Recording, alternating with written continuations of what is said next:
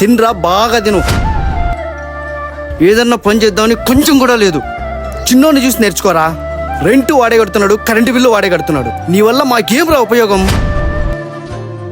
నాన్న నా ట్రైనింగ్ చేస్తున్నా, జాబ్ రాకపోతే నేనేం చేయాలి? కొంచెం ఆ తిరుగుళ్ళాపి బుర్ర పెట్టి చదివితే వస్తుంది. అయినా నీకు చెప్పి చెప్పి మాకే ఫిజిక్ వస్తుంది. ఎక్కడన్నా సావు. అన్నా, నాన్న చెప్పిందేం పట్టించుకోవద్దు, నువ్వు తిను. రేయ్ చాలు నీ నాటకాలు, ఫస్ట్ ఇక్కడి నుంచి వెళ్ళిపోరా.